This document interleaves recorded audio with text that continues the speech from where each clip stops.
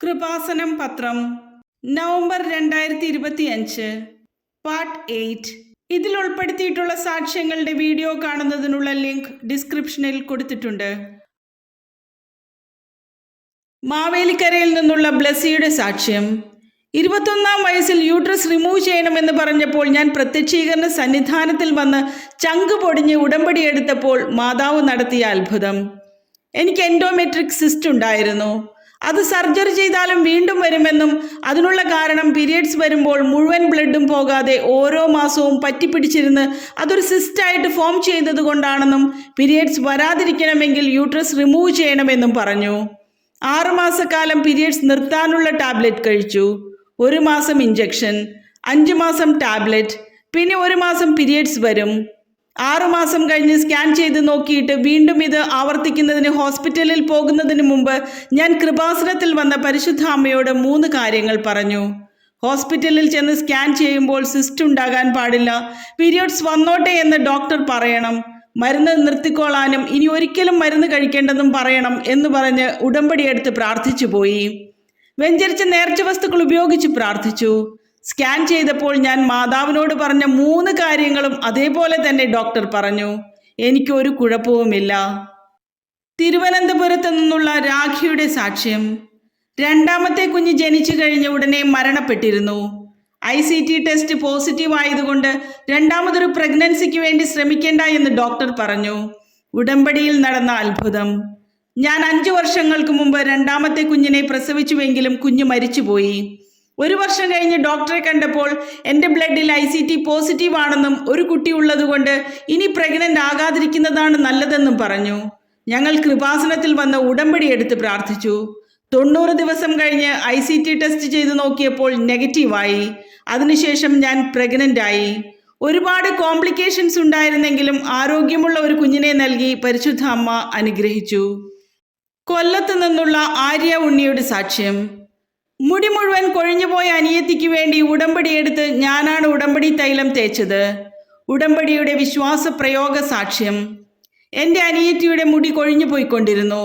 ഡോക്ടറെ കണ്ട് ടെസ്റ്റ് ചെയ്തപ്പോൾ മുടി മുഴുവൻ കൊഴിയുമെന്നും ഇനി മുടി വളരില്ല എന്നും വളർന്നാലും പിന്നെയും മുടി കൊഴിഞ്ഞു പോകുമെന്ന് പറഞ്ഞു.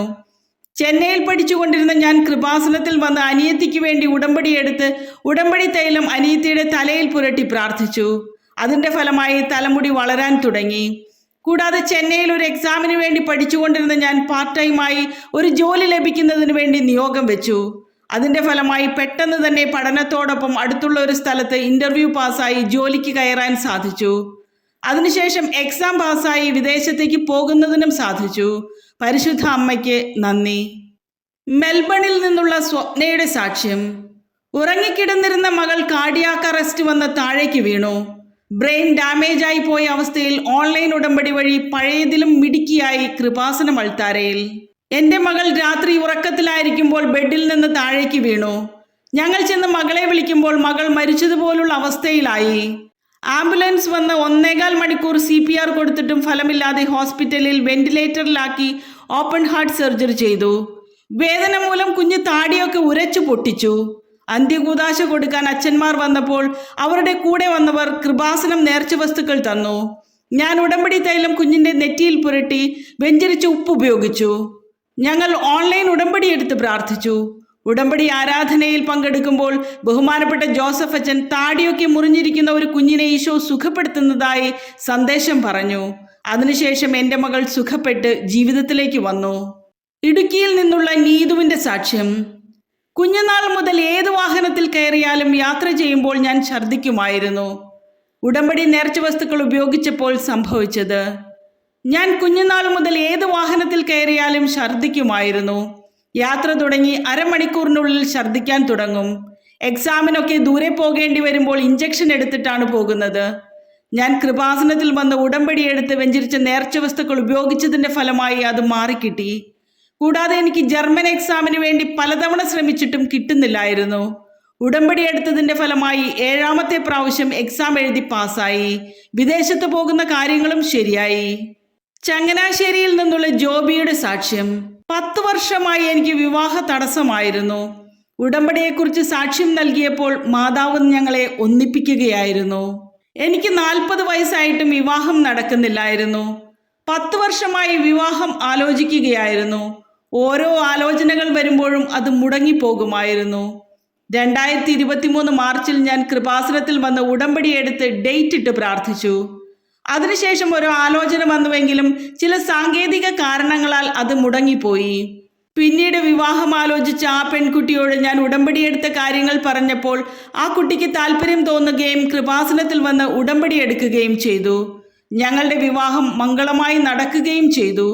കൂടാതെ എനിക്കൊരു വസ്തു വാങ്ങി വീട് വയ്ക്കണമെന്ന് ആഗ്രഹിച്ച് ഉടമ്പടിയിൽ നിയോഗം വെച്ചിരുന്നു. പരിശുദ്ധ അമ്മയുടെ അനുഗ്രഹത്താൽ വിവാഹത്തിന് മുമ്പ് തന്നെ വീടിനോട് ചേർന്ന് എനിക്ക് സ്ഥലം വാങ്ങാൻ സാധിച്ചു. പള്ളുരുത്തിയിൽ നിന്നുള്ള ജോജിയുടെ സാക്ഷ്യം. ഉടമ്പടി എടുത്തപ്പോൾ എൻ്റെ ഉപജീവന മാർഗം മെച്ചപ്പെട്ടു. 7 ലക്ഷം രൂപ കടം പരിഹരിക്കാൻ മാതാവ് തന്നെ ഒരു വഴി കാണിച്ചു തന്നു. എനിക്ക് ബാങ്കിൽ 7 ലക്ഷം രൂപയുടെ കടബാധ്യതയുണ്ടായിരുന്നു. അതടയ്ക്കുവാൻ നിവൃത്തിയില്ലാതെ വിഷമിച്ചു. കാലാവധി കഴിഞ്ഞതിനാൽ ബാങ്കിൽ നിന്ന് നോട്ടീസ് വന്നു. സ്ഥലം വിറ്റ് കടം വീട്ടാമെന്ന് വെച്ചപ്പോൾ റോഡ് സൈഡിൽ നിന്ന് 3 മീറ്റർ വിടേണ്ടത് കൊണ്ട് സ്ഥലം എടുക്കുന്നവർക്ക് അവിടെ കെട്ടിടം പണിയാൻ സാധിക്കാത്തത് കൊണ്ട് ആരും സ്ഥലം എടുക്കുന്നില്ലായിരുന്നു. പിന്നെ വീട് മൊത്തം വിൽക്കുകയേ നിർവാഹമുണ്ടായിരുന്നുള്ളൂ. ഞാൻ കൃപാസനത്തിൽ വന്ന് ഉടമ്പടിയെടുത്ത് പ്രാർത്ഥിച്ചതിൻ്റെ ഫലമായി വീടിൻ്റെ പുറകുവശത്തുള്ളവർ അവർക്ക് വഴി വേണമെന്ന് പറയുകയും 3/4 സെന്റ് സ്ഥലം എടുക്കുകയും അതിൻ്റെ പണം കൊണ്ട് ബാങ്കിലെ കടം തീർക്കാൻ സാധിച്ചു. കൂടാതെ പെട്ടിക്കട നടത്തുന്ന എൻ്റെ കടയിലെ കച്ചവടം മെച്ചപ്പെടുന്നതിനും എനിക്ക് പാർട്ട് ടൈം ജോലിയും കിട്ടി. മകളുടെ വിവാഹവും ഭംഗിയായി നടന്നു. പാലാ പൈങ്കുളത്തു നിന്നുള്ള മിനി മജേഷിൻ്റെ സാക്ഷ്യം. ഉടമ്പടി എടുക്കുമ്പോൾ മദ്യപാനം മൂലം കുടുംബം തകർന്ന ഒരവസ്ഥയിലായിരുന്നു. 27 വർഷത്തെ ദുരിതത്തിന് ഉടമ്പടിയിൽ തീരുമാനമായി. എൻ്റെ ഭർത്താവിൻ്റെ മദ്യപാനം മൂലം കുടുംബം സാമ്പത്തികമായി തളരുകയും കുടുംബത്തിൽ വളരെയധികം പ്രശ്നങ്ങളുമായിരുന്നു. ഞങ്ങളെല്ലാവരും കൂടി കൃപാസനത്തിൽ വന്ന് ഉടമ്പടിയെടുത്ത് പ്രാർത്ഥിച്ചതിൻ്റെ ഫലമായി ഭർത്താവിൻ്റെ 27 വർഷമായ മദ്യപാനം മാറിക്കിട്ടി. അതിനുശേഷം കൃപാസനത്തിൽ സാക്ഷ്യം പറയാൻ കയറുന്ന സമയത്ത് ഭർത്താവ് വരുന്നില്ലെന്ന് പറഞ്ഞ് തിരികെ കാറിൽ പോയിരുന്നു. അതിനുശേഷം ടൈൽസിന്റെ പണി ചെയ്യുന്ന ഭർത്താവിന് വന്ന വർക്കുകളെല്ലാം നഷ്ടമായി. പിന്നെ 9 മാസത്തോളം ഞങ്ങൾ വളരെയധികം ബുദ്ധിമുട്ടുകളിലൂടെ കടന്നുപോയി. ഭർത്താവ് ഇതിൽ നിന്ന് കരകയറാൻ എന്താണ് മാർഗമെന്ന് ചോദിച്ചു. ഞാൻ ഭർത്താവിനോട് ഉടമ്പടി എടുക്കാൻ പറഞ്ഞു.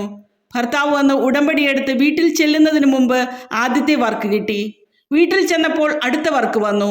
പരിശുദ്ധ അമ്മ ഞങ്ങളെ സമൃദ്ധമായി അനുഗ്രഹിച്ചു. കാസർഗോഡ് നിന്നുള്ള ജസ്നയുടെ സാക്ഷ്യം. ഓരോ മാസവും സ്കാൻ ചെയ്യുമ്പോൾ കിഡ്നിയുടെ നീർക്കെട്ട് കൂടിക്കൊണ്ടിരിക്കുകയായിരുന്നു. ഉടമ്പടിയെടുത്ത് ഉടമ്പടി തൈലം തേച്ചപ്പോൾ കുഞ്ഞിന് കിട്ടിയ അത്ഭുത സൗഖ്യം. എൻ്റെ 2ാമത്തെ കുഞ്ഞിനെ പ്രഗ്നൻ്റ് ആയിരുന്ന സമയത്ത് 5ാം മാസം നടത്തിയ സ്കാനിങ്ങിൽ കുഞ്ഞിൻ്റെ കിഡ്നിക്ക് നീർക്കെട്ടുണ്ടെന്നും ഹൃദയത്തിലൊരു എക്കോജനിക് ഫോക്കസ് ഉണ്ടെന്നും കണ്ടെത്തി. പിന്നെ എല്ലാ മാസവും സ്കാനിങ് നടത്തിയെങ്കിലും കിഡ്നിയിലെ നീർക്കെട്ട് കൂടി വന്നുകൊണ്ടിരുന്നു. എൻ്റെ ഭർത്താവ് കൃപാസനത്തിൽ വന്ന് ഉടമ്പടിയെടുത്ത് പ്രാർത്ഥിക്കുകയും ഉടമ്പടി തൈലം വയറിൽ പുരട്ടി പ്രാർത്ഥിക്കുകയും സാക്ഷ്യം പറയാമെന്ന് നേരുകയും ചെയ്തതിൻ്റെ ഫലമായി കുഞ്ഞിൻ്റെ അസുഖം പൂർണ്ണമായും ഭേദമാവുകയും ആരോഗ്യമുള്ള ഒരു കുഞ്ഞിനെ നൽകി പരിശുദ്ധ അമ്മ അനുഗ്രഹിക്കുകയും ചെയ്തു. കാരുണ്യ പ്രവൃത്തികളും പ്രേക്ഷിത പ്രവർത്തികളും ചെയ്യാനും പരിശുദ്ധ അമ്മ ഞങ്ങളെ അനുഗ്രഹിച്ചു.